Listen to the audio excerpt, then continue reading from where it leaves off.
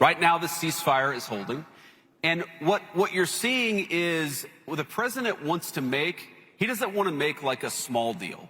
He wants to make the grand bargain. And what he's basically offering to Iran is very simple. And frankly, it's something that no president has, I think, has had the ability to offer. He said that if you're willing to act like a normal country, we are willing to treat you economically like a normal country. Seems pretty simple. That's Vice President J.D. Vance speaking at a Turning Point USA event in Georgia about a, quote, Trumpian grand bargain to end the war with Iran. Negotiations between the U.S. and Iran may resume tomorrow, but will the results be any different from last weekend? For more on all of this, we are joined now by visiting fellow at the Allison Center for National Security, former Israeli Prime Minister staffer Asher Friedman, as well as foreign affairs analyst Harley Lippman. Great to see you both this morning. Asher, I'll start with you. So, the president has basically spoken for 40 years about ending the threat posed by this regime. The world wants a peaceful and successful Iran. Do you see this realistically happening in the near future? Well, first of all, thank you for having me. And the president has been remarkably consistent for 40 years and through his first term, his second term, in terms of his demands from Iran.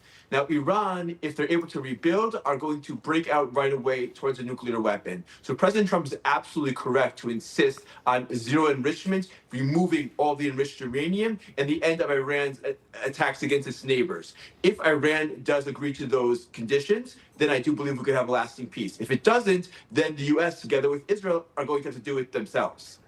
Yeah, so Harley, the president is basically saying that the war with Iran is, quote, over, but then at the same time, he's hinting that more talks are on the way. What's it going to take? When will this war be over? Well, you have to look at it in two parts. One area that will make it over is having a deal on enriched uranium where it's taken out of Iran. That would be a huge strategic victory for the United States. And of course, opening up the Strait of Hormuz, which Iran said they would do anyway as a condition for the talks.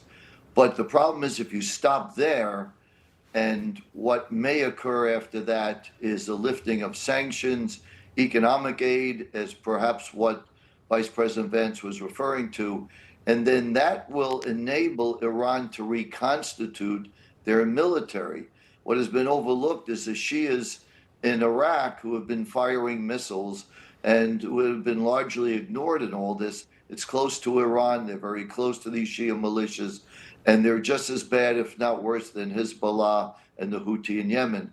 So you have to be able to rein in the proxies, because while Iran may not have any more nuclear weapons or enriched uranium to build any, they could still go to war and hurt our Arab allies in the Gulf that affect world trade, that are dependable for the United States. There's a lot that they give to the United States in our relationships with them. So there's other elements to make sure that we take care of. So indeed, our children and grandchildren do not have to worry about Iran in the future. Right. That is the ultimate goal. All right. Harley, Asher, thank you both for taking the time this morning. Thank you.